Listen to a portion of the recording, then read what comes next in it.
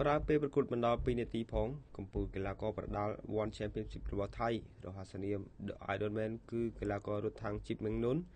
បានផ្ដួលគូប្រកួតដែលជាជើងខ្លាំងលំដាប់ A របស់ជប៉ុនគឺកីឡាករ Takaru ឲ្យសន្លប់នៅទឹកទី1ដោយប្រើពេលវេលាត្រឹមតែ1នាទី56វិនាទីក្រោយផ្ដួលគូប្រកួតឲ្យសន្លប់កីឡាករវ័យ28ឆ្នាំកម្ពស់ត្រឹមតែ1.65 ម៉ែត្រទទួលបានប្រាក់តម្លៃខ្លួនរួមជាមួយនឹងប្រាក់ឧបត្ថម្ភផ្សេងៗរហូតដល់$350,000គូបញ្ជាក់ផងដែរថាកាលពីថ្ងៃទី23ខែមីនាឆ្នាំ2025សង្វៀន One Championship បានបង្កើតមហាព្រឹត្តិការណ៍ប្រចាំឆ្នាំដែលប្រមូលផ្ដុំទៅដោយជើងខ្លាំងកម្ពុជាលេខ1លំដាប់ A របស់ថៃ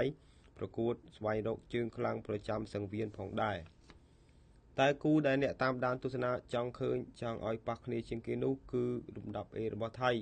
គឺកីឡាករដែលមានរហស្សនាម The Ironman គឺកីឡាកររត់ថាំង